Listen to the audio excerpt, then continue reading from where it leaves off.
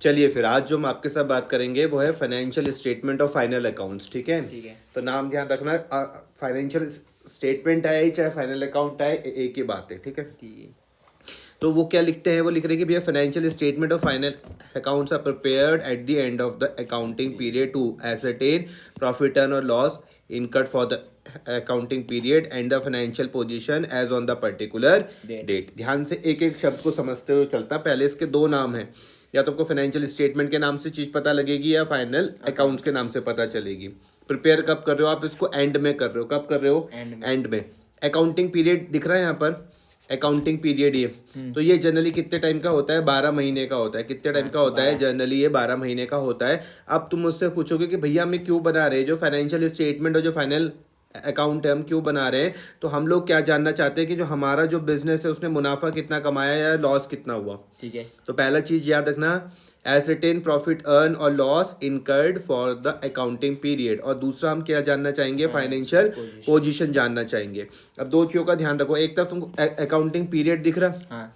और दूसरी तरफ तुमको एक पर्टिकुलर डेट दिख रहा है। मैं बहुत इंपॉर्टेंट इन चीज़ों को समझाता हूँ यहाँ पर, अकाउंटिंग पीरियड और पर्टिकुलर डेट। जब मुझको क्या करना है, जब मैं प्रॉफिट अर्न और लॉस इनकर्ड के बारे में बात करता हूँ, जब मैं प्रॉफिट अर्न और लॉस इनकर्ड के बारे में बात करता हूँ, तो मैं भैया अकाउंटिंग पीरियड के बारे में बात कर रहा हूँ। ठीक है। एग्जाम्पल के तौर पे कि हमने पिछले 12 महीने में कितना प्रॉफिट कमाया है, कितना हमने लॉस सफर करा।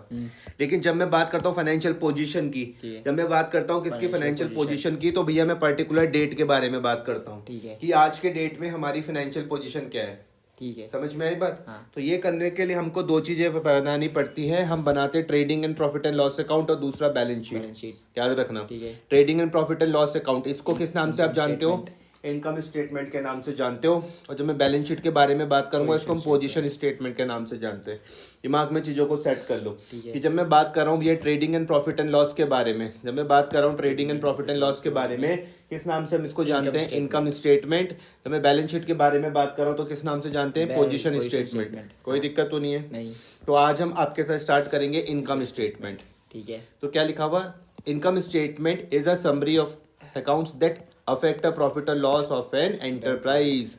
किसके बारे में हम बात करेंगे? जो हमारे यहाँ पे प्रॉफिट एंड लॉस को क्या करते हैं? अफेक्ट करते हैं। ठीक है। इनकम स्टेटमेंट एक तरीके की क्या है? समरी ऑफ अकाउंट्स है। ठीक है। फिर वो बोल रहे accounts that increase the profit are shown on the credit, while accounts that decrease the profit और losses and expenses are shown on the other side, मतलब डेबिट साइड। याद रखना हमारे पास दो तरीके की साइड है। एक कौन सा हो जाएगा? देखो यहाँ पर, एक हो जाएगी डेबिट साइड, एक हो जाएगी क्रेडिट साइड। तो वो बोल रहे कि भाई हम क्रेडिट साइड में किसको दिखाने वाले? जो मेरे प्रॉफिट को क्या करेगा? बढ़ाएगा। जो मेरे प्रॉफिट को क्या करेगा? इंक्रीज करेगा। उसको मैं कहाँ पर दिखाने वाला हूँ? क्रेडिट साइड पर। अब मैं एक और चीज़ तुमको याद रखना, इनकम स्टेटमेंट में हम किस चीज़ को दिखाते हैं? सिर्फ हम नॉमिनल अकाउंट को दिखाते हैं। किनको दिखाते हैं भाई? नॉमिनल अकाउंट को। ठीक है। Accounts that are increases the profit, जो हमारे प्रॉफिट को बढ़ाएगा उसको हम कहाँ पे लिखते हैं? Credit side. क्रेडिट साइड पर। और जो हमारे प्रॉफिट को कम करेगा, डिक्रीज करेगा, उसको आप कहाँ पर लिखते हो? Debit side. डेबिट साइड पर। एक और चीज याद रखना कि जो मैं बोलता हूँ एन प्लस मतलब क्या होता है? Credit all income and gains. ये मेरे पास कहाँ पे आता है? क्रेडिट में आता है। अगर मैं एन माइनस बोलूंगा तो ये debit all expenses and losses, तो ये कहाँ पर आ जाएगा? डेबिट में आ जाएगा। ठीक है। थोड़ा सा टाइम लो और इनको दिमाग में बैठा लो जरा। ठीक है। कि लॉसेस एंड एक्सपेंसेस कहाँ पर आ जाएंगे? डेबिट साइड पर आ जाएंगे। ठीक है। अब जब मैं इनकम स्टेटमेंट की बात करता हूँ, ध्यान से मेरी बात को समझना, तो उसके कितने पार्ट हैं? दो पार्ट है इनकम स्टेटमेंट के भाई। दो पार्ट है। कितने पार्ट है? 2। एक हो जाएगा ट्रेडिंग अकाउंट, दूसरा हो जाएगा प्रॉफिट एंड लॉस अकाउंट। दिमाग में बैठा लो, इनकम स्टेटमेंट के कितने पार्ट? 2। कौन कौन से? अकाउंट एक हो जाता है ट्रेडिंग, दूसरा हो जाता है प्रॉफिट एंड लॉस अकाउंट। तो हम ट्रेडिंग में हम लोग क्या करते हैं? इट शोज ग्रॉस प्रॉफिट और gross loss for the accounting period. ध्यान से समझना, पूरे पीरियड के बारे में बात हो रही है कि हमने किसी एक अकाउंटिंग पीरियड में कितना प्रॉफिट और कितना लॉस कमाया। समझ में आया? दो ही चीजें हो सकती है, या तो हम प्रॉफिट कमाएंगे या फिर हम लॉस सफर करेंगे। दो ही चीजें, या तो हम भैया प्रॉफिट कमाएंगे या फिर हम क्या करेंगे? लॉस सफर करेंगे फॉर द अकाउंटिंग पीरियड। और दूसरा हम लोग क्या बनाते हैं? Profit and loss account. इसमें क्या मिलता है हमको? नेट प्रॉफिट या फिर नेट लॉस मिलता है फॉर द अकाउंटिंग पीरियड। याद रखना दोनों के दोनों खाते कौन से हैं? Income statement. और कौन से हैं? नॉमिनल अकाउंट है। कौन से हैं? Nominal account. Nominal account. Account कौन सा है भाई? Nominal account. अकाउंट, कोई दिक्कत तो नहीं है। नहीं। रियल पर्सनल यहाँ नहीं आते। ठीक है। रियल पर्सनल कहाँ पे आते हैं? बैलेंस शीट पर आते हैं, ठीक है, जिसको हम पोजीशन स्टेटमेंट के नाम से जानते हैं, ठीक है जी। एक एक करके हम इनको चलते हैं। Let us discuss these two accounts in detail. सबसे पहले कौन सा आ रहा? Trading account. It is account prepare to ascertain gross profit for the year. या तो आपको ग्रॉस प्रॉफिट का पता चलेगा या ग्रॉस लॉस। लॉस का पता चलेगा। कहाँ से पता चलेगा? ट्रेडिंग अकाउंट से पता चलेगा। कोई दिक्कत तो नहीं है। नहीं। मीनिंग में हम लेके चलते हैं। तो लिखा हो preparation of trading account is the first stage of preparing the financial statement. हम लोग फाइनेंशियल स्टेटमेंट में क्या क्या बनाते हैं? फाइनेंशियल स्टेटमेंट में प्रॉफिट और लॉस। सबसे पहले आप बनाओगे ट्रेडिंग अकाउंट, हाँ। फिर प्रॉफिट एंड लॉस अकाउंट, हाँ। फिर बैलेंस शीट। सबसे पहले क्या बनाओगे? Trading account, profit and loss account और बैलेंस शीट। ठीक है। और जो ट्रेडिंग और प्रॉफिट एंड लॉस अकाउंट है दोनों कौन से खाते हैं? नॉमिनल अकाउंट है, ठीक है। ठीक है। तो सब और ट्रेडिंग और प्रॉफिट एंड लॉस में से भी सबसे पहले हम क्या बनाते हैं? ट्रेडिंग बनाते ट्रेडिंग हैं। तो ये क्या लिखा हो? First stage of preparing the financial statement. तो लिखा हो प्रिपरेशन ऑफ ट्रेडिंग अकाउंट क्या है? पहली स्टेज है किस चीज की? Financial हम जो प्रिपेयर करते हैं क्या? फाइनेंशियल स्टेटमेंट, ठीक है। या तो फाइनेंशियल स्टेटमेंट बोल लो चाहे फाइनल अकाउंट्स आप बोल लो। ठीक है। It is a financial statement which shows the gross profit. ध्यान से समझना, ये क्या भैया? फाइनेंशियल स्टेटमेंट है। यहाँ पर क्या मिलता है आपको? ग्रॉस प्रॉफिट मिलता है। क्या मिलता है? ग्रॉस प्रॉफिट मिलता है। समझ में आया? या फिर और ग्रॉस लॉस मिलता है, या फिर क्या मिलता है? Gross loss. ग्रॉस लॉस भी तो हो सकता है। अब देखो ध्यान से मेरी बात को समझना। ग्रॉस प्रॉफिट का मतलब क्या होता है? रेवेन्यू। ग्रॉस प्रॉफिट का मतलब क्या है? Revenue less cost of goods sold and direct expenses. Notes बनाते हुए ध्यान में रखना भाई, साफ साफ नोट्स बनाना इनके। रेवेन्यू का ग्रॉस प्रॉफिट कैसे आ जाएगा? रेवेन्यू में से हम लोग किसको माइनस करते हैं? कॉस्ट ऑफ गुड्स सोल्ड, इसको मैं बोलूँगा कॉग्स, और प्लस डायरेक्ट एक्सपेंसेस। समझ में आया? मुझको बताओ रेवेन्यू क्या होता है? रेवेन्यू क्या होता है रेवेन्यू? बताइए एग्जांपल। एग्जाम्पल ही दोगे? जैसे आप मेरे को पढ़ा रहे हो, हाँ। और आपको मैं फीस दे रहा हूँ, तो वो आपके लिए रेवेन्यू है। बहुत सही जवाब। वो क्या हो जाएगा? मेरे लिए रेवेन्यू हो जाएगा। जैसे मैं बच्चों को पढ़ा रहा हूँ, मुझको जो फीस मिलती है वो मेरे लिए क्या हो जाएगा? रेवेन्यू हो जाएगा। कॉस्ट ऑफ गुड्स सोल्ड का मतलब होता है कि जितने का हम सामान बेचते हैं उसकी लागत। ठीक है। कॉस्ट को हम हिंदी में हम क्या बोलते हैं? लागत। आई बात समझ में? ठीक है। एग्जाम्पल के तौर पे तुम्हारा काम है, तुमने कहा कि भैया मैं चाय बना के बेचता हूँ, तो आप जितने का आपको एक चाय का कप पड़ता है वो क्या हो जाएगा? Cost of goods sold. समझ में आया? अब एक चीज आ रही डायरेक्ट एक्सपेंसेस। एग्जाम्पल के तौर पे आपका जो बिजनेस है वो कहाँ पर है? देहरादून में है। ठीक है। तुमने कहा कि भैया मैं गुड्स कहाँ से मंगा रहा हूँ? दिल्ली से। दिल्ली।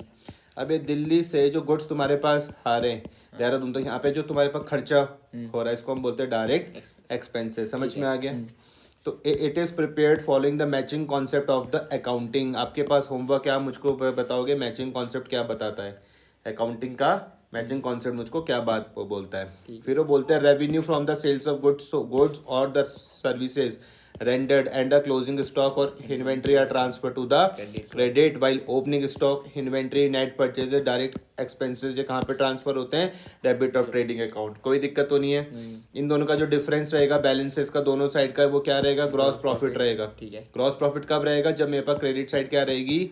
हायर रहेगी। किससे? डेबिट साइड से। थोड़ा धीरे करके सोचो कि भैया क्रेडिट साइड कौन सी वाली थी जहाँ पर मेरा रेवेन्यू आ रहा था, और जब मैं ज़्यादा पैसा कमा रहा हूँ मेरा खर्चा कम हो रहा है, तभी मेरा ग्रॉस प्रॉफिट होएगा। क्लियर?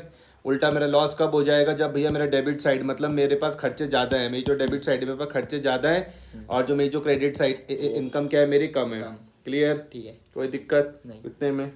बताओ। नहीं। आगे हम बढ़ते तो हम देखते features of trading account. Trading भैया कौन सा खाता होता है? Trading account nominal account. Nominal account होता है। नॉमिनल का रूल क्या है? नॉमिनल का स्टेटमेंट। नॉमिनल का क्या रूल होता है? N+। नॉमिनल का रूल है debit all expenses and losses, और credit all income and gain. Gains. पहले वाले को मैं एन माइनस बोलता हूँ, इसको मैं N+ बोलता हूँ। पहला वाला पॉइंट क्या बोलता है? कौन सी स्टेज है भैया? फर्स्ट स्टेज है। किस चीज़ की? जब हम फाइनेंशियल स्टेटमेंट बना रहे हैं, जिनको हम फाइनल अकाउंट के नाम से भी जानते हैं, उसकी कौन सी स्टेज है? First stage. सेकंड कौन सी हो जाएगी? Profit and loss account. उसके बाद बैलेंस शीट बनती है। ठीक है? तो पहला वाला समझ में आया? दूसरा वाला पॉइंट बोलता है कि हम इसमें क्या दिखाते हैं? नेट सेल्स या कॉस्ट ऑफ गुड सोल्ड हम इसमें ट्रांसफर करते हैं। ठीक है? उसके बाद हम लोग इसको किस बेसिस में बनाते हैं? एक्यूरल बेसिस ऑफ अकाउंटिंग पर बनाते हैं। ये भी तुम्हारे पास होमवर्क है, ये भी तुम मुझको बताओगे। एक तो मुझे मैचिंग प्रिंसिपल के बारे में चर्चा करोगे, दूसरा तो मुझे एक्यूरल बेसिस के बारे में चर्चा करोगे। ठीक है? ठीक है। फोर्थ वाले पॉइंट में क्या है कि बैलेंस ऑफ द अकाउंट या तो भैया जीपी आ जाएगा या फिर ग्रॉस लॉस आ जाएगा। ठीक है। एक्यूरल बेसिस जब तुम इसको पढ़ोगे ना, इसको यहाँ पे ध्यान से सुनो, एक्यूरल बेसिस ऑफ अकाउंटिंग जब तुम यहाँ पे पढ़ोगे तो इसका मतलब हम यहाँ पे cash transaction plus credit transaction दोनों को हम रिकॉर्ड करते हैं। ठीक है। ठीक है, पढ़ना इसको ध्यान से। फिफ्थ वाले में क्या है, ग्रॉस प्रॉफिट और ग्रॉस लॉस जो हमको मिलता है हम उसको कहाँ पे ट्रांसफर करते Profit and हैं, loss account। Profit and loss account में। एक बार जरा first second third fourth fifth मन में पढ़ो और देखो जिसमें दोबारा से चर्चा करनी हो।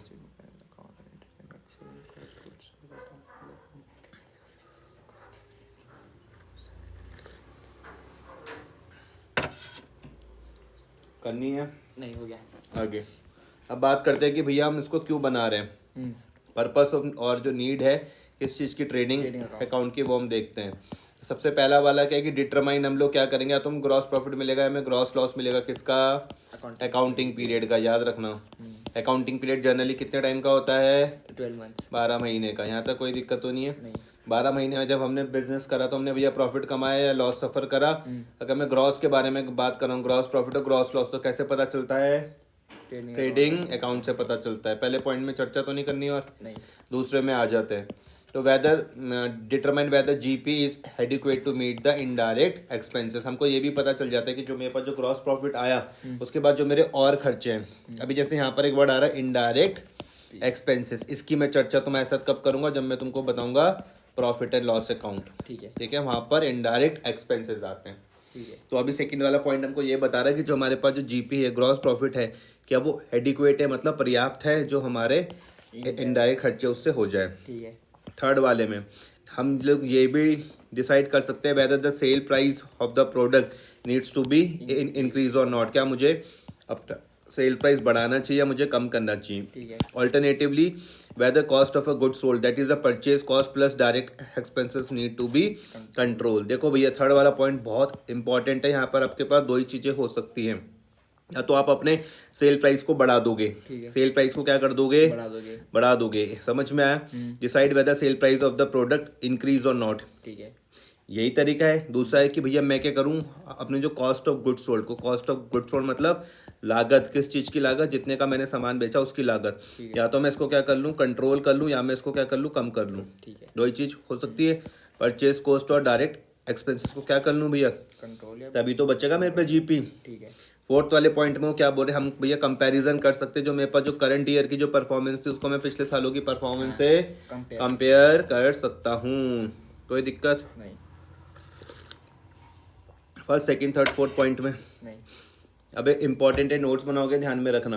क्या है भैया, cost of good sold. Cost of good sold का मतलब होता है जितने का मैंने सामान बेचा उसकी भैया लागत कितनी है, वो मुझे कितने का पड़ा। देखो दो चीज़ यहाँ पर समझना, एक होता है ट्रेडिंग, एक लोग बिजनेस कौन सा करते हैं, ट्रेडिंग। इसमें देखना क्या करते हैं लोग, क्या करते हैं, परचेज करते हैं, परचेज करेंगे और सेल करेंगे बस। एग्जाम्पल के तौर पे तुमने क्या करा, एक सीमेंट का स्टोर खोल दिया, देखा हुआ कोई सीमेंट का स्टोर, तो वो लोग क्या करते हैं, परचेज करते और सेल करते, बनाते तो नहीं है ना। नहीं। और दूसरा जहाँ पे वो सीमेंट बनती होगी उसको हम बोलते हैं मैन्युफैक्चर्स। ठीक है। ठीक है, तो दो ही तरीके का काम होता है। तो कॉस्ट ऑफ गुड्स सोल्ड क्या है कि हम जितने का सामान बेच रहे हैं उसकी लागत कितनी है। ठीक है। बड़ा इजी है, हमें इसमें चार बातें क्या क्या कहनी है, सुनना यहाँ पे ध्यान से। पहला, क्या मेरे पास पहले से कोई स्टॉक था, सुनो। पहला, क्या मेरे पास साल की स्टार्टिंग में कोई स्टॉक था। स्टॉक और इन्वेंट्री एक ही चीज़ होती है। क्या मेरे पास पहले से कोई स्टॉक था। दूसरा, क्या मैंने इस साल कुछ और खरीदा। यहाँ पर एक वर्ड आ रहा है नेट परचेज। नेट परचेज का मतलब होता है जितना मैंने माल खरीदा उसमें से रिटर्न माइनस कर लो। ठीक है। इसको जो परचेज को मैं ग्रॉस परचेज के नाम से भी जानता हूँ। ठीक है। पहला क्वेश्चन में क्या बोलता हूँ, क्या मेरे पास पहले से कोई स्टॉक था।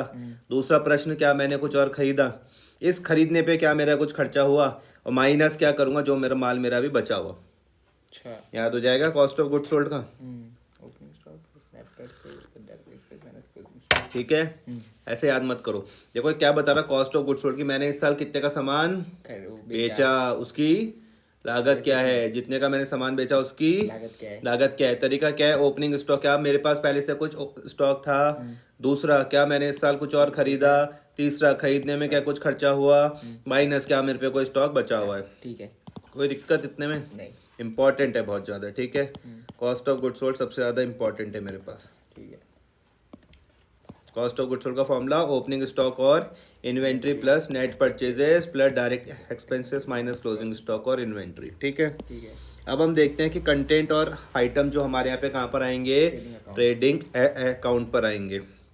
Entries item transfer to debit of trading account, मतलब किसके बारे में बात हो रही है। अगर मैं एन माइनस लिख लूँ क्या तुम समझ जाओगे डेबिट कि ट्रेडिंग के डेबिट में जो जो आएंगे वो क्या होंगे, and debit all expenses and losses. Debit all expenses and losses, debit all expenses and Losses. कौन से खाते, नॉमिनल अकाउंट। कौन सा अकाउंट, नॉमिनल।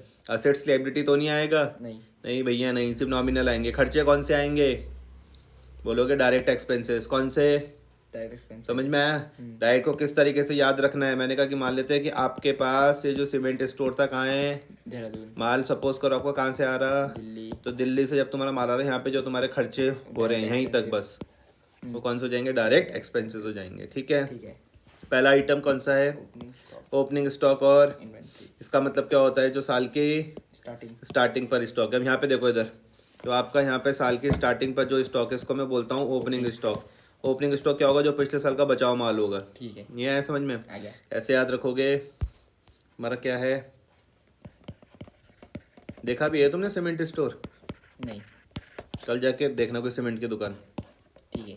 तुमने आज तक सीमेंट के कट्टे भी नहीं देखे, कट्टे देखे? लाए नहीं तुम कभी खरीद के, नहीं। कल जाके देख लेना। बोला आटे का कट्टा। आटे का तो देखा हुआ, हाँ। आटे का समझ लेना। फिर ओपनिंग स्टॉक और इन्वेंट्री क्या होता है, ये क्लोजिंग स्टॉक और इन्वेंट्री होता है कौन से साल का, प्रीवियस ईयर। प्रीवियस ईयर मतलब पिछला साल। ठीक है, पिछला साल। कोई दिक्कत तो नहीं है। नहीं। अगर तुम्हारा पहली बार जब बिजनेस स्टार्ट हो रहा सोचो, तो क्या तुम्हारा ओपनिंग स्टॉक होगा कुछ, पहली बार नहीं। बहुत सही जवाब। तुमने मुझे कहा कि भैया जो क्लोजिंग स्टॉक है, जो ओपनिंग स्टॉक और जो इन्वेंट्री है, ये बेसिकली क्या है, क्लोजिंग स्टॉक और इन्वेंट्री है कौन से साल का, प्रीवियस ईयर। पिछले साल का, विच इज रिकॉर्डेड। हम किस उससे हम इसको करते हैं रिकॉर्ड, ओपनिंग स्टॉक और इन्वेंट्री से हम रिकॉर्ड करते ठीक हैं है। नए फाइनेंशियल ईयर पे। ठीक है, books of the account through an opening entry.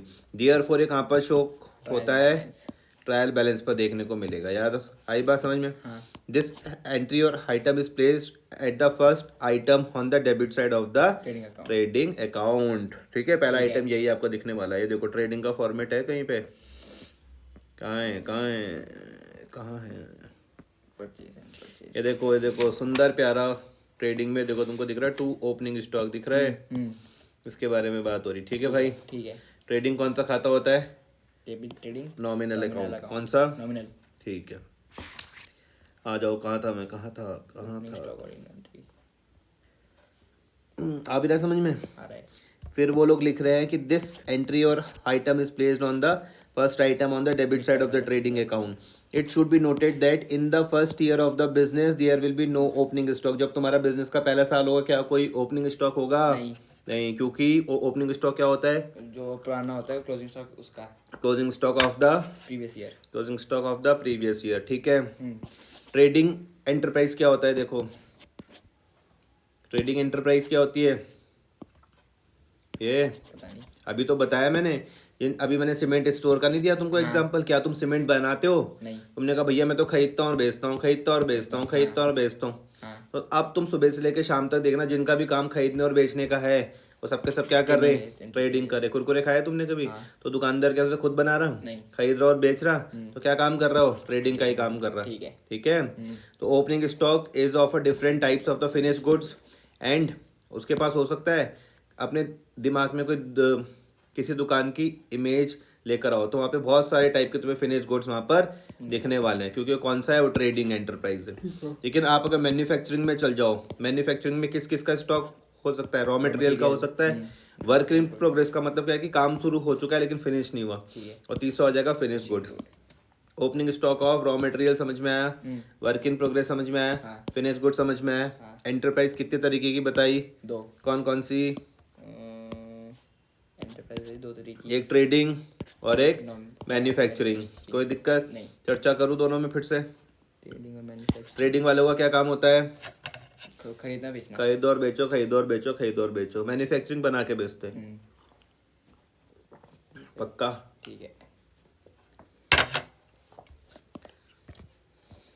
दूसरा परचेज करा और रिटर्न करा। जब मैं परचेज में से रिटर्न को माइनस करता हूँ तो क्या आ जाता है, नेट परचेज। नेट। ठीक है, नेट परचेज। मैं क्या करता हूँ, जितना भी मेरे पास क्या होगा परचेज होगा, उसमें से मैं परचेज रिटर्न को माइनस कर दूंगा। ठीक है। तो माइनस करने के बाद ये जो बचेगा ये मेरे पास क्या हो जाएगा, नेट। Net purchase. ठीक है, ठीक है।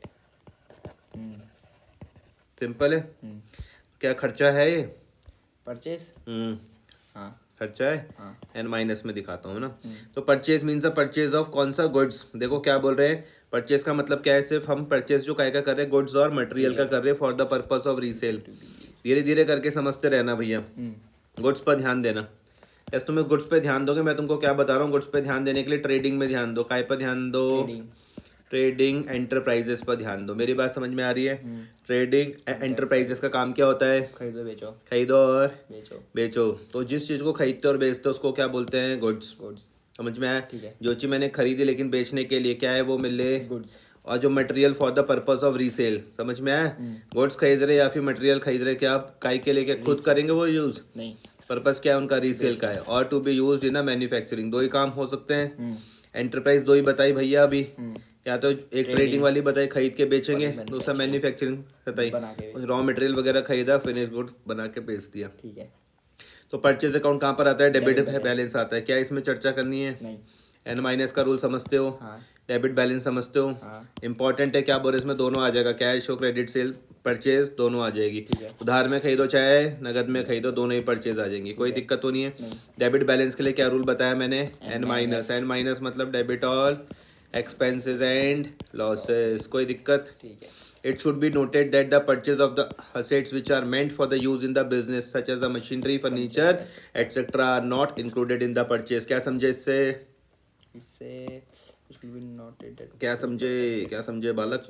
जिसमें हम एसेट्स परचेज करते हैं जो यूज हो बिजनेस में। कोई दुकान आ रही तुम्हारे दिमाग में, हाँ। एग्जाम्पल के तौर पे ध्यान से मेरी बात समझो, जो उस दुकान में जितना भी सामान है वो काय के लिए है, रीसेल के लिए है। बेचने के क्या मैं उसको गुड्स बोल सकता हूँ, आई बात समझ में। लेकिन वहाँ पर एक फ्रिज भी रखा हुआ है जिसमें कोल्ड ड्रिंक है बहुत सारी, क्या वो बेचने के लिए फ्रिज, नहीं। नहीं। तो अब पढ़ के देखना, it should be noted that purchase of assets में वो फ्रिज की मैं बात कर रहा हूँ, ठीक है। Which are meant for use in the business, बेचने के लिए तो नहीं है वो। नहीं। जैसे कि मशीनरी हो सकता है, फर्नीचर वगैरह, तो इनको हम परचेजेस में नहीं दिखाएंगे। क्लियर हुआ। हाँ। कुछ भी चीज जो ना समझ में आया हो तो बताओ। गुड्स में क्या आ जाएगा, खरीदा तो है लेकिन काय के लिए, बेचने के लिए। और उसके अलावा जो मैंने अभी फ्रिज का दिया एग्जांपल, वो बस या और भी business कुछ में use हो करेंगे। सकता है कि मान लेते हैं कि तुम किसी की शॉप में गए, तुमने देखा कि उनके वहाँ पे जितने भी रैक वगैरह जो होते हैं वो तो देखे हुए, या कुछ शीशा वीशा है कुछ भी है, तो वो सबका सब क्या बेचने के लिए है, नहीं। तो वो सबका सब कहाँ पर आ जाएगा, बैलेंस शीट पर। कहाँ पर आएगा, बैलेंस शीट। Balance sheet. कौन सी साइड पर, असेट साइड पर, असेट्स में। ठीक है, ठीक है। परचेज और ये समझ में आया दोनों। तो परचेज रिटर्न का कौन सा बैलेंस होता है, क्रेडिट बैलेंस होता है। ठीक है, showing the return of the goods और materials to the supplier from whom these goods were purchase. ये समझ में आ रहा। परचेज रिटर्न अकाउंट का कौन सा बैलेंस होता है, क्रेडिट बैलेंस। इसमें हम क्या दिखाते हैं, जो गुड्स हम क्या करते हैं, रिटर्न करते हैं। वापस रिटर्न करते हैं। ठीक है, ठीक है। बैलेंस कौन सा होता है इसका, क्रेडिट। ये तो समझ में आ रहा ना। तो वो बोलते देखो उसको दिखाने का तरीका देखो, purchase in shown on the कौन सी साइड पर दिखाते हैं, डेबिट साइड पर दिखाते हैं। ट्रेडिंग अकाउंट के कौन सी साइड पर दिखाओगे, डेबिट साइड पर। कौन सी उसमें, debit side of the trading account में। कौन सी में, डेबिट साइड में। समझ में आया।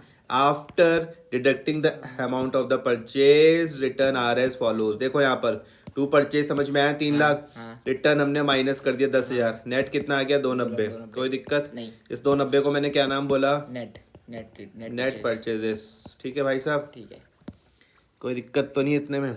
आ जाओ अपनी सुंदर प्यारी फॉर्मेट में भाई, रिवाइज कर लेना, रिवाइज करने का काम तुम्हारा है खुद का। ये समझ में आया, टू परचेज रिटर्न जो माइनस करा, ये समझ में आया।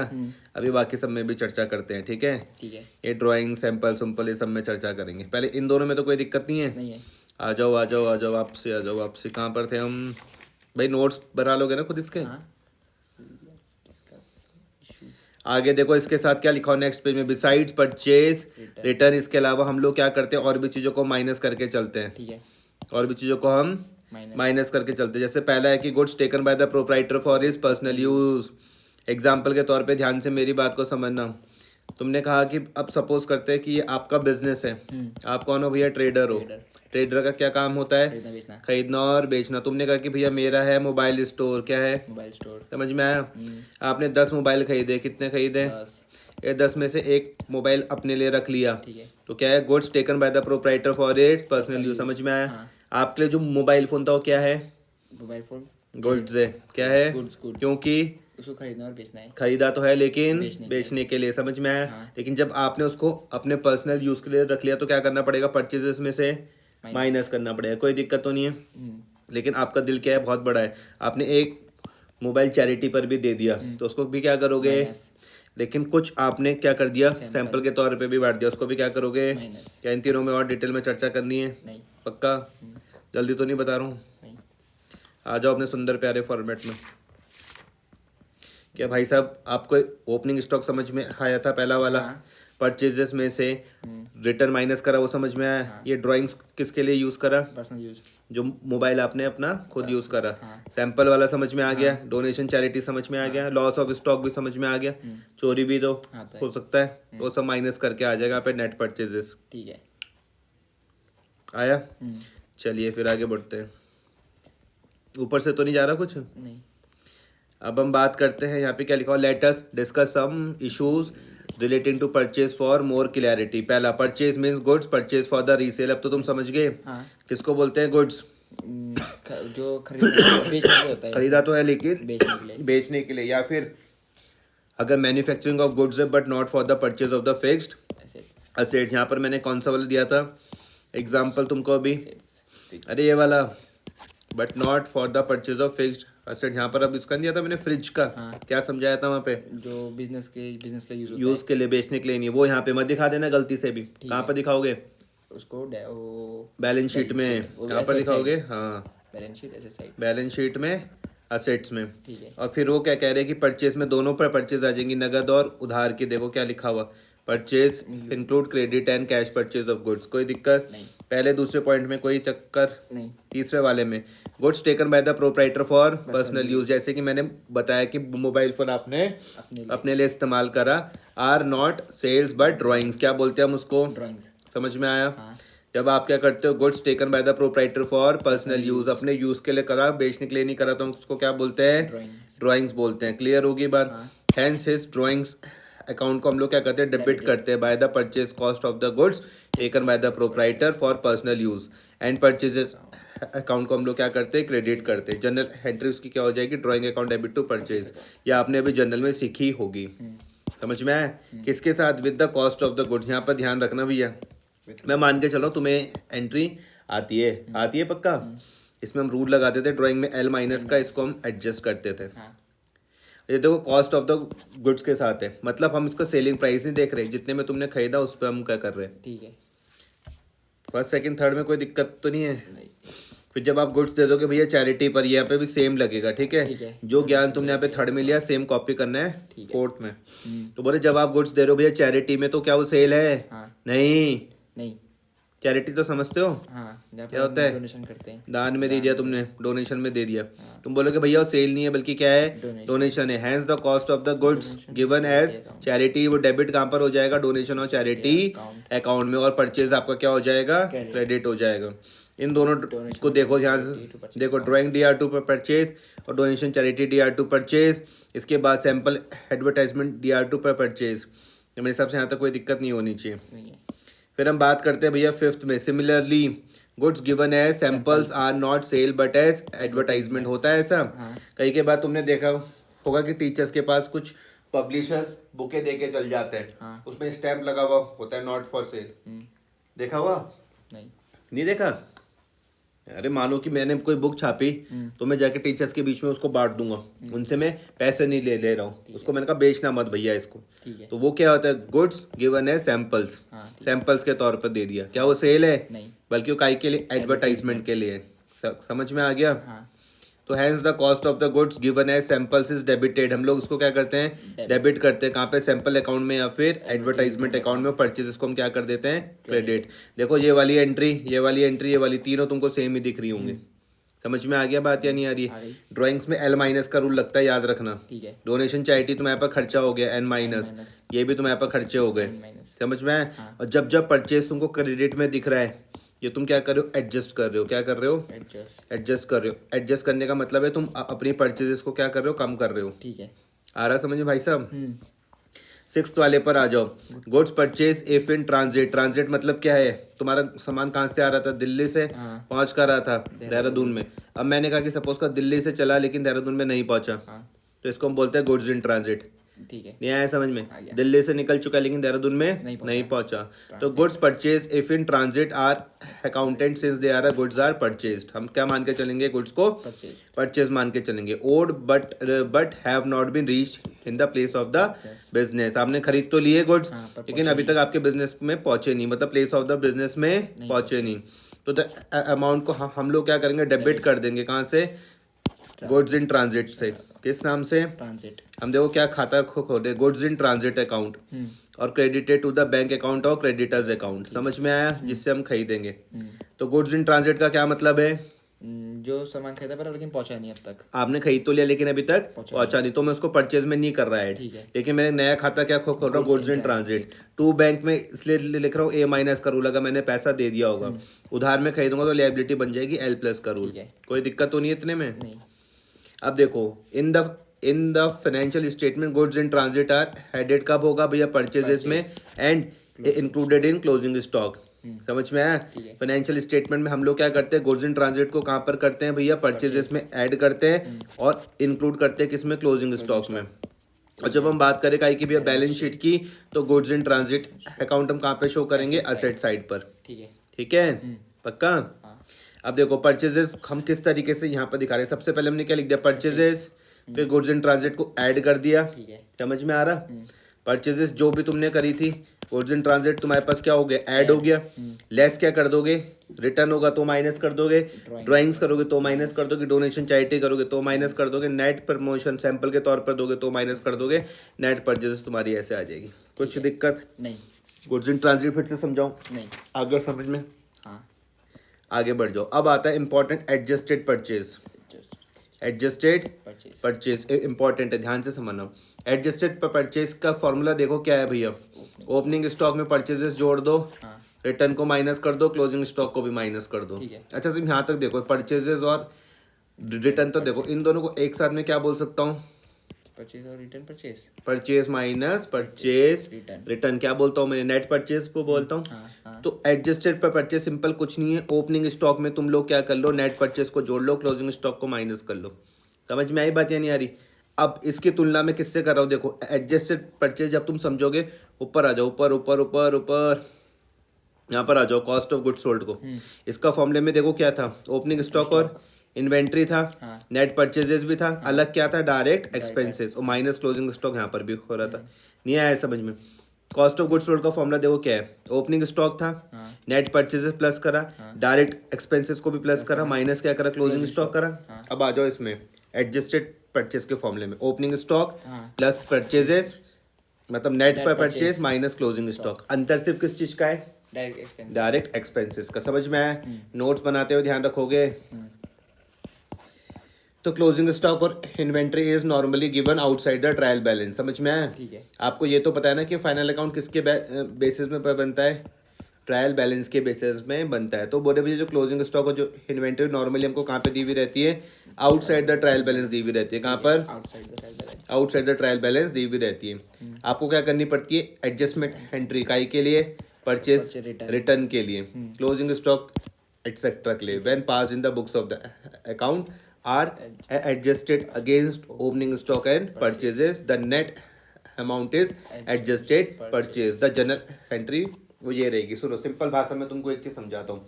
अगर क्वेश्चन में तुम्हें एडजस्टेड परचेज दिया गया, अगर क्वेश्चन में परचेज में तुमको क्या दिख गया? समझ में आई बात या नहीं आ रही? तो तुमको ओपनिंग स्टॉक भी नहीं लिखना, ये भी नहीं लिखना और ये भी नहीं लिखना। नहीं आया है समझ में? क्वेश्चन में अगर एडजस्टेड परचेज दिया रहा तो इसका मतलब है कि ओपनिंग स्टॉक के साथ परचेज को जोड़ लिया, मतलब नेट परचेज को जोड़ लिया और क्लोजिंग स्टॉक को माइनस कर लिया। तो अगर आप इसको लिख रहे हो तो इनको लिखने की जरूरत नहीं है। समझ में आई बात या नहीं आ रही? जनरल एंट्रीज की क्या हो जाएगी? पहला जब हम एडजस्टमेंट कर रहे काई की ओपनिंग स्टॉक की तो लिखते हैं हमने purchase D R to opening stock, ठीक है। ठीक है। हाँ। एडजस्टमेंट जब हम कर रहे रिटर्न रिटर्न्स की तो purchase D R to purchase return return D R to purchases. हाँ। एडजस्टमेंट जब हम क्लोजिंग स्टॉक की करें तो closing stock D R to purchases. Simple. ठीक है। मैंने तुमको ये सब चीज़ें अभी इनको छोड़ दो, आगे तो अच्छी बातें नहीं आए तो कोई दिक्कत नहीं है, वैसे तुमको आ जानी चाहिए अगर तुम्हारी जनरल अच्छी है तो। ये तो मैंने कहा कि अगर क्वेश्चन में एडजस्टेड परचेज दी हुई, क्या दी हुई भाई, एडजस्टेड परचेज तो इसका मतलब क्या है कि भैया ओपनिंग स्टॉक प्लस परचेज मतलब net purchase minus closing stock, ये तुम्हें कुछ भी नहीं लिखना है क्वेश्चन में। क्वेश्चन की प्रैक्टिस करेंगे तब जाके समझ में आएगा। Above all the entries are passed opening stock purchases and purchase return account will not have balances and hence will not be shown in the trial balance. समझ में आया। इंस्टेड इन सब की जगह पे क्या दिया हुआ रहेगा, एडजस्टेड परचेज अकाउंट दिया रहेगा, एंड क्या दिया रहेगा, closing stock will be shown in the trial balance. जैसे कि एडजस्टेड पर परचेज का फॉर्मूला क्या हो गया, opening stock plus net purchases. अब नेट परचेजेस समझ रहे हो ना, purchase minus purchase return minus closing stock. जैसे मैं बच्चों को ये पढ़ाता हूँ मैं उनको वापस लेके कहाँ चल जाता हूँ, कॉस्ट ऑफ फॉर्मूला में गुड्स सोल्ड में। दोनों के फॉर्मूले में क्या अंतर है, सेव डायरेक्ट एक्सपेंसेस का। समझ में आया। नोट्स बनाओगे दोनों को साथ में भी लिखना ताकि तुम्हारे दिमाग में पिक्चर सही सटीक बैठ जाए। ठीक है। The amount of adjusted purchase account को हम शोन कहाँ पे करते हैं, ट्रेडिंग अकाउंट में। The amount of closing stock को हम शोन कहाँ पे करेंगे, बैलेंस शीट में। समझ में आया।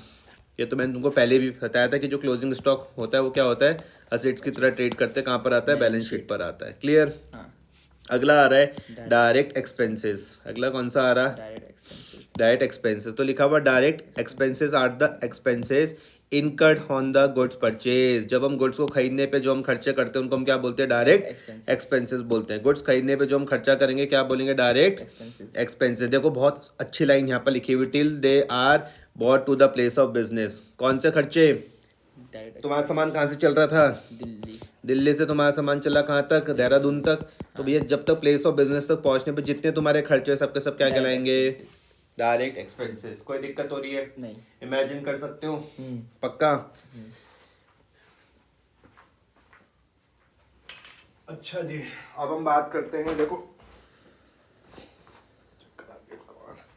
आगे देखो क्या लिखा हुआ एग्जाम्पल में, क्या लिखा हुआ, example of such expenses of freight. Freight मतलब क्या होता है, भाड़ा। ठीक है। ठीक है, फ्रेट, कैरेज, कार्टेज, कैरेज सबके सब भाड़ा ही है। ठीक है। इंश्योरेंस हो गया, कस्टम्स, इम्पोर्ट ड्यूटी मतलब होता है कि जब बाहर से कुछ सामान अपने देश में मंगा रहे हैं वो सब। ठीक है। ठीक है, जो सबके सब उसमें क्या कर देना, ऐड कर देना। सबके सब क्या है, डायरेक्ट एक्सपेंसेस। कोई दिक्कत तो नहीं है।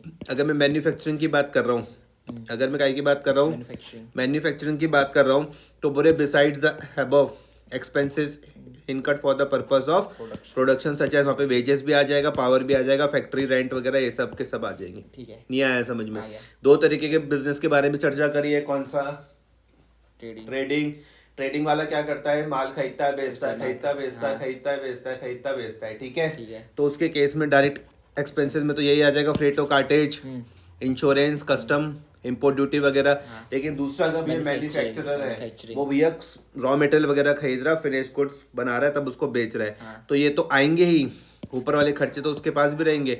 इसके साथ और काय काय के रहेंगे, उसके प्रोडक्शन के भी खर्चे रहेंगे। जैसे कि वेजेस का खर्चा हो जाएगा, पावर समझ रहे हो ना, पावर में फ्यूल वगैरह, इलेक्ट्रिसिटी वगैरह सब कुछ आ जाएगा। फैक्ट्री समझ लेना, फैक्ट्री का रेंट वगैरह सबको आ जाएगा। ये क्या हो जाएंगे, डायरेक्ट एक्सपेंसेस हो जाएंगे। क्लियर हुआ। उसके बाद हम latest discuss few direct expenses individually. सबसे पहला वाला कौन सा आ रहा है, कैरी जॉब। देखो मैं तुमको लाइन टू लाइन इसलिए पढ़ा रहा हूँ कि भैया कुछ छूटे ना। ठीक है। और किसी का याद रखना, रिपीट टेलीकास्ट नहीं होने वाला। ठीक है, इसलिए सेम डे में जाकर रिवाइज जरूर कर लेना। कैरीज और फ्रेट और कार्टेज इनवर्ड। देखो एक वर्ड यहाँ पे क्या लिखा हुआ, इनवर्ड। इनवर्ड दिख रहा है, इनवर्ड। अब ये तुम्हारे पास मैं ब्रैकेट में यहाँ लिख दूँ N-। N- मतलब डेबिट और एक्सपेंसेस एंड लॉसेस। समझ में आ गया। N- तो समझ रहे हो। मैंने कहा देखो अगर लिखा हुआ इनवर्ड, इनवर्ड से याद रखना कहाँ आते हैं, ट्रेडिंग में। इनवर्ड वाले आइटम कहाँ आएंगे, लेकिन अगर इसकी जगह लिखा हुआ होता आउटवर्ड, क्या लिखा हुआ होता, आउटवर्ड, तब वो कहाँ पर आते, प्रॉफिट एंड लॉस में। आगे जाके तुम्हें दोनों में अंतर समझ में आएगा। समझ में आया। तो it is the cost of the bringing raw materials और goods traded to the firm's business of the firm's place of business. क्या बोल रहे हैं, कॉस्ट है काई की ब्रिंगिंग द रॉ मटेरियल। ठीक है। तुम्हारा दिल्ली से माल आ रहा था कहाँ पर, देहरादून। देहरादून में। दिल्ली से माल चला कहाँ पहुंचा, देहरादून। उसको बोल रहा हूँ ब्रिंगिंग रॉ मटेरियल और गुड्स, ठीक है। जिस पे हम ट्रेड करते हैं। कौन कर रहा है, फर्म्स के, मतलब फर्म कर रही है और वो फर्म के बिजनेस प्लेस ऑफ बिजनेस तक पहुंच जाए। ठीक है। इसको हम फ्रेट ऑफ कैरिज पेड के नाम से जानते हैं ऑन गुड्स परचेज। और ये ट्रांसफर कहाँ पर हो जाएगा, डेबिट ऑफ ट्रेडिंग अकाउंट में। समझ में, एज अ सेपरेट अकाउंट, और इसका नाम क्या रहेगा, कैरेज इनवर्ड अकाउंट। कोई दिक्कत भाई साहब इतने में? नहीं, ये क्या होता है, फ्रेट भूल, फ्रेट भाड़ा। भाड़ा। ठीक है। यहाँ पे देखो क्या लिखा हुआ है, यहाँ पे लाइन पढ़ के देखो क्या लिखा हुआ।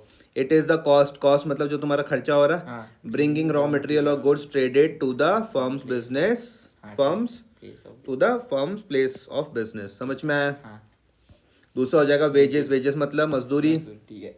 ठीक है भाई साहब, वर्कर को, वेजेस मतलब मजदूरी। तो बोल रहे wages pay to the worker in the factory. तुम्हारी भैया फैक्ट्री है, मान लो फैक्ट्री किसकी होगी, ट्रेडर की होगी फैक्ट्री, नहीं, मैन्युफैक्चरर की होगी। ठीक है, तो जब आपकी जो फैक्ट्री होगी, जो आप वहाँ पे वेजेस पेड कर रहे हो, किसको, वर्कर्स को पे कर रहे हो, उनके बारे में बात हो रही है वहाँ पे। इंक्लूडिंग स्टोर्स, ये मतलब जो छुटमुट जो खर्चा होता है। ठीक है, wages pay to the workers in the factory including stores are debited to the wages account. और वो अब जब वेजेस भी क्या है भैया, खर्चा हो जाएगा, एन माइनस का रूल मतलब कहाँ पर आ जाएगा, डेबिट, डेबिट में। तो आप इसको ट्रांसफर कर दोगे ट्रेडिंग अकाउंट में। ठीक है। If any amount is outstanding, outstanding it is accounted as expenses so that the total wages for the period are transferred to the debit of the trading account. Outstanding मतलब अभी देनी बाकी है। ठीक है। एग्जाम्पल के तौर पे आपकी सैलरी बन रही है, वो सॉरी आपने क्या करना है, फैक्ट्री के वेजेस में देना है 5 लाख रुपए, लेकिन तुमने अभी सिर्फ 5 लाख में सिर्फ 4 लाख रुपए ही दिए।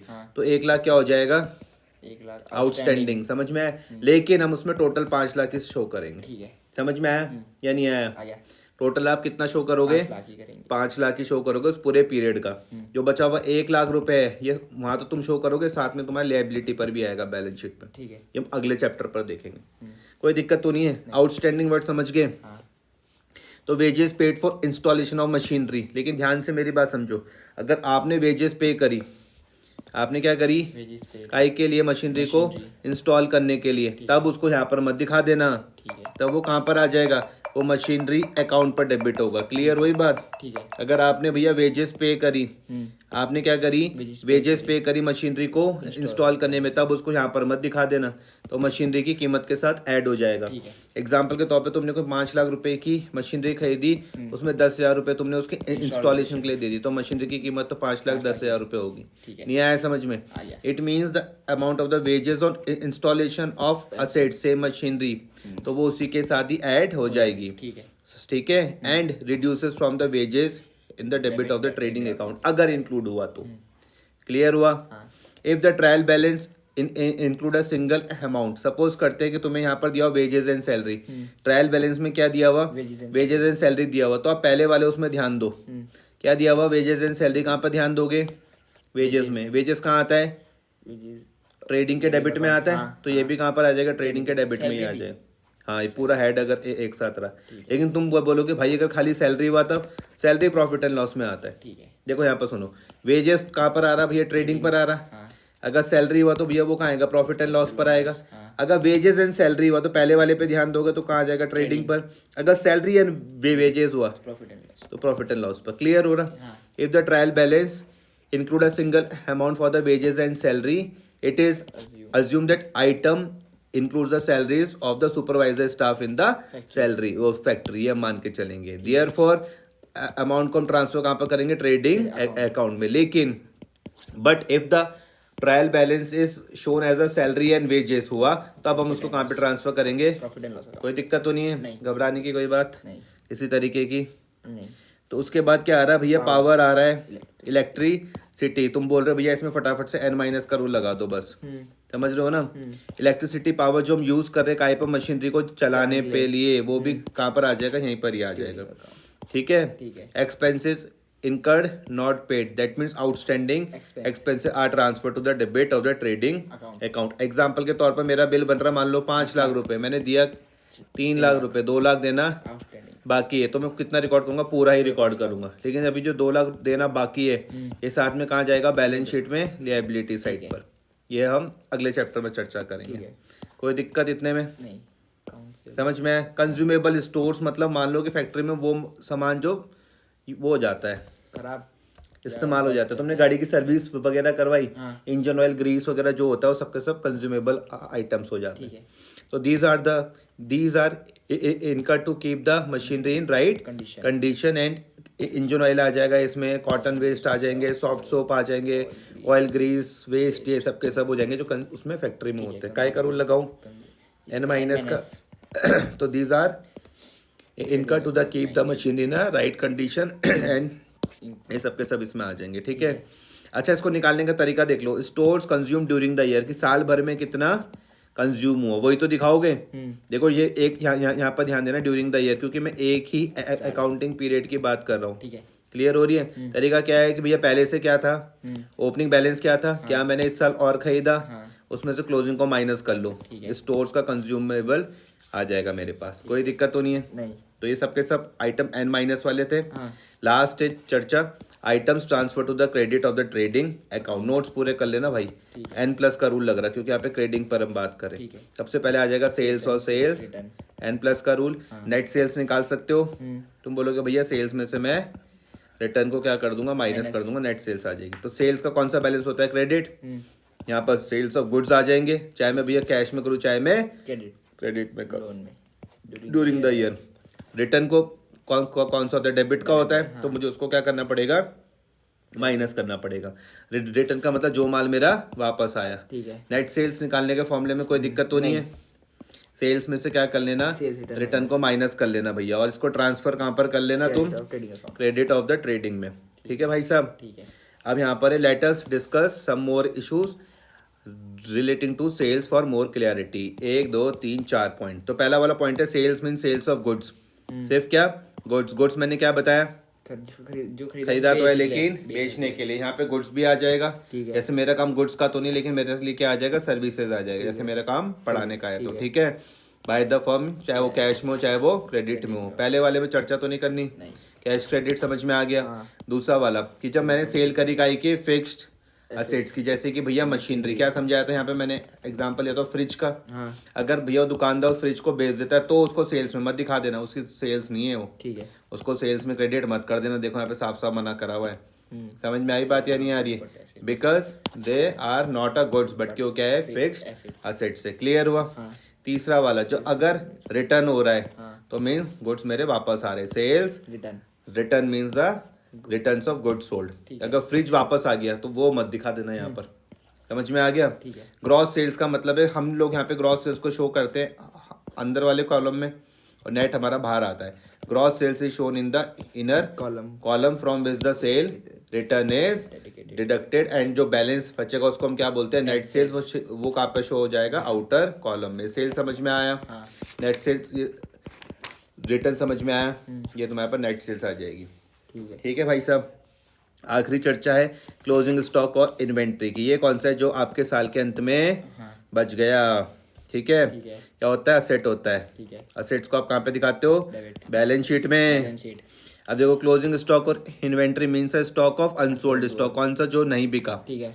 तो जैसे में रॉ मटेरियल आ जाएगा, सेमी फिनिश्ड आ जाएगा, फिनिश्ड गुड्स आ जाएगा। ये कहाँ पर आ जाएगा, जो मैन्युफैक्चरिंग का काम कर रहे हैं और जो गुड्स में ट्रेड का करते हैं उनके लिए सिर्फ क्या आ जाएगा, फिनिश्ड गुड्स ही आ जाएगा eight the end of the current accounting period. समझ में आया? Closing stock is taken and valued at the year में। हम लोग उसको क्या करते हैं, वैल्यू करते हैं एंड में। वैल्यू करने का तरीका भी अभी बताता हूँ। ठीक है। कहाँ पर आता है, क्रेडिट साइड पर आता है। तो क्रेडिट वाले 2 आइटम है, एक सेल्स का, दूसरा क्लोजिंग स्टॉक का। अब हम इसकी वैल्यूएशन के बारे में बात करते हैं। इंपॉर्टेंट है भैया, very very very very very very very very very very very very important. ठीक है। वैल्यूएशन ऑफ क्लोजिंग स्टॉक बहुत ज़्यादा इंपॉर्टेंट है। होमवर्क है तुम्हारे पास। According to convention of conservatism या प्रूडेंस कॉन्सेप्ट हम इसको बोलते हैं, पढ़ना है इसको कल। ठीक है। होमवर्क तो सारा ही है वैसे। तो प्रूडेंस कॉन्सेप्ट क्या है, ये तुमको बोलता है कि फ्यूचर के होने वाले लॉसेस को हम पहले रिकॉर्ड करते हैं, प्रॉफिट जब होगा तब हम उसको रिकॉर्ड करेंगे। तो इसके बेसिस पर हम लोग बात करते हैं कि हम स्टॉक को जब वैल्यू करेंगे तो कॉस्ट और नेट रियलाइजेबल वैल्यू मतलब market value whichever is less. एक बड़ी याद करो, एनआरवी बोलो। एनआरवी फुल फॉर्म क्या होती है, NRV net realisable value, net realisable value, net realisable realisable value, जिसको मार्केट वैल्यू भी बोलते ठीक है। हैं। तो वो बोलते हैं कि हम लोग क्या करते हैं, हम स्टॉक को वैल्यू करेंगे या तो कॉस्ट में या नेट रियलाइजेबल वैल्यू, मार्केट मतलब market value whichever is less. Example के तौर पे कप है, ये कप समझना, ये कप मुझको पड़ता है मान लो 50 रुपए का, लेकिन मैं इसको मार्केट में बेचता हूँ मान लो 500, मान लो पड़ता 50 का, बेचता मैं उसको 125 रुपए का हूँ, तो दोनों में से कम कौन सा है? 50। तो मैं 50 में इसको रिकॉर्ड करूंगा। ठीक है। क्लियर हुआ? अब देखो एग्जाम्पल, जो क्लोजिंग स्टॉक क्या होता है? जो साल के आखिरी में आता है। जो नहीं बिका, unsold stock of the current year. ठीक है। तो क्लोजिंग स्टॉक कितना है? मान लो 1,00,000 रुपए का है, कितने रुपए का है? 1,00,000 लेकिन उसको नेट रियलाइजेबल वैल्यू है, मार्केट वैल्यू मतलब बिकने के बाद मुझे कितना पैसा मिलेगा, वो कितना है? 90,000। तो मैं किस में रिकॉर्ड करूंगा, 1 में कि 90 में? एक में। गधे, दोनों में से कम कौन सा है? Whichever is 90,000। लेस। ठीक है। अभी मैंने यहाँ पर बताया stock is valued at cost और net realisable value whichever is less. ठीक है। तो क्लोजिंग स्टॉक है भैया 1,00,000 रुपए का, लेकिन जो उसकी NRV है, नेट रियलाइजेबल वैल्यू मतलब मार्केट वैल्यू, वो कितनी है? 90। किस में रिकॉर्ड करोगे? 90। समझ में आया? हाँ। तो क्लोजिंग कम स्टॉक में। Will be taken at 90,000। समझ में आया? The reason being to provide for the anticipated loss as is guided by the prudence concept. But in case, आपका ध्यान से इसको समझना, अगर नेट रियलाइजेबल वैल्यू मतलब मार्केट वैल्यू 1,10 है, हाँ। तो क्लोजिंग स्टॉक को काय पे लूंगा फिर मैं? 1,00,000 उसकी कॉस्ट है, हाँ। मार्केट वैल्यू 1,10 है, तब काय में लूंगा? 1,00,000 1,00,000 कम में। है। समझ में आया? हाँ। तो closing stock will be taken at cost 1,00,000 rupees. ठीक है भाई साहब? अकाउंटिंग ट्रीटमेंट आप इसकी देख लो। Closing stock is usually given outside the trial balance. अगर वो भैया बाहर दिया हुआ रहा, सुनना ठीक है। इंपॉर्टेंट है कि यूजुअली कहाँ पर दिया हुआ रहता है? Outside the trial balance. तो रिकॉर्ड कहाँ पर होगा? एंट्री उसकी याद रख लेना, closing stock DI to trading account. ठीक है। अब इसके वजह से हम लोग क्या करते हैं कि क्लोजिंग स्टॉक को हम कहाँ पर शो करते हैं? क्रेडिट ऑफ ट्रेडिंग अकाउंट में शो करते हैं, and also assets of sides of the balance sheet. देखो यहाँ पर मैंने तुमको क्या चीज़ समझा दी है, 2 जगह पर आ रहा है। मैंने तुमको बताया कि जब आउटसाइड द ट्रायल बैलेंस दिया हुआ, कितनी जगह पर दिखाओगे तुम इसको? 2 जगह पर। मैंने यहाँ पे 2 लिख दिया। ठीक है। एक यहाँ पे आ जाएगा क्रेडिट साइड और ट्रेडिंग अकाउंट आ गया, यहाँ पे ध्यान दो। दूसरा asset side of the balance sheet पर आ गया। ठीक है भाई साहब? कोई दिक्कत नहीं। लेकिन अगर जो क्लोजिंग स्टॉक है वो इनसाइड द ट्रायल बैलेंस हुआ, if shown in the trial balance, तो सिर्फ it has been adjusted by debiting the closing stock and crediting purchase account, मतलब वो परचेजेस से भी कम हो रखा है और आप उसको ट्रेडिंग में नहीं दिखाओगे। ठीक है। इस केस में सिर्फ वो कहाँ पर आ जाएगा? देखो यहाँ पे लिखा हुआ in such a case adjusted purchase will be shown in the trial balance. Adjusted पर परचेज का मतलब होता है कि परचेज से हमने क्लोजिंग स्टॉक को ऑलरेडी माइनस करा हुआ है। ठीक है। ठीक है। तो इसमें क्या हो जाएगा? The effect of this entry is to reduce the debit in the purchase account. Closing stock is then not shown, closing stock is then not shown in the trading account में आप शो नहीं करोगे, लेकिन सिर्फ कहाँ पर करोगे? Current assets of the balance sheet पर। तो देखो, क्या क्लोजिंग स्टॉक इनसाइड हो चाहे आउटसाइड हो, बैलेंस शीट में तो आना ही आना है। ठीक है। लेकिन अगर वो बाहर हुआ तो साथ में ट्रेडिंग पर भी आ जाएगा। ठीक है। In case of the trading business, trading business में सिर्फ फिनिश गुड्स का ही स्टॉक होता है। मैन्युफैक्चरिंग रहेगा तो वहाँ पे closing stock raw material, work in progress और फिनिश गुड्स का हो सकता है। ठीक है। बैलेंसिंग ऑफ ट्रेडिंग स्टॉक समझ लो, after transferring the above items in the trading account it is balance to be ascertain, या तुमको ग्रॉस प्रॉफिट मिलेगा या ग्रॉस लॉस मिलेगा। ठीक है भाई साहब? अगर तुम्हारी क्रेडिट साइड ज्यादा हुई, if total of the credit side is more than the total of debit side, भैया इस पूरे लेक्चर को रिवाइज कर लेना 4 बार चाहे 5 बार। ठीक है। क्रेडिट साइड तुम्हारे पास ज्यादा हुई किससे? डेबिट साइड से। तो जो एक्सेस हुआ वो तुम्हारे पास क्या हो जाएगा? ग्रॉस प्रॉफिट हो जाएगा। क्लियर हुआ? अगर डेबिट साइड तुम्हारी क्या हुई? ज्यादा हुई किससे? क्रेडिट से। एक्सेस क्या हो जाएगा तुम्हारा? लॉस हो जाएगा। क्लियर हो गई बात? तो बैलेंसिंग ऑफ ट्रेडिंग समझ में आ गया। और जो ग्रॉस प्रॉफिट रहेगा उसको तुम ट्रांसफर कहाँ पे करोगे? Credit side of profit and loss account में। एंड इफ इट इज अगर ग्रॉस लॉस हुआ तो हम उसको ट्रांसफर कहाँ पे करेंगे? Debit side of the profit and loss account. ठीक है सर? क्लोजिंग एंट्रीज देख लो। While preparing the trading account it should be kept in the mind that closing journal entries are passed in a journal proper. तो बड़ी simple है। ठीक है। देखो ट्रेडिंग जितने भी खर्चे हैं उनको 2 के साथ दिखा दो। ठीक है। To opening stock, to purchase, to return inward, to direct expenses. ठीक है। और जो क्रेडिट वाले आइटम है उनको डेबिट में दिखा दो। Sales account, purchase, return, closing stock, DI to trading. ठीक है। ग्रॉस प्रॉफिट हुआ तो उसको हमको ट्रांसफर कर देना है। एंट्री हो जाएगी trading DR to profit and loss, gross loss हुआ तो profit and loss DR to trading account. Trading. जितना मैंने बताया उसका फॉर्मेट ये है भाई साहब, यहाँ तक फॉर्मेट ऑफ ट्रेडिंग अकाउंट। ये लिखा हो without adjusted purchase, opening stock हो गया, परचेज हो गया, इन सबको माइनस कर दिया, वेजेस आ गया, फ्रेट में बात कर ली, फैक्ट्री का प्रॉफिट आ गया, ग्रॉस प्रॉफिट, यहाँ पे सेल्स आ गया, स्क्रैप सेल्स आ गई, क्लोजिंग स्टॉक हो गया। स्क्रैप मतलब जो कबाड़ा तुमने सोल्ड करा, ठीक है। ठीक है। फिर हम देखेंगे क्वेश्चन की प्रैक्टिस करते हुए कि ग्रॉस प्रॉफिट और ग्रॉस लॉस कहाँ से आता है। अगर ये वाली साइड बड़ी हुई तो यहाँ पर क्या आ जाएगा, ग्रॉस लॉस आ जाएगा।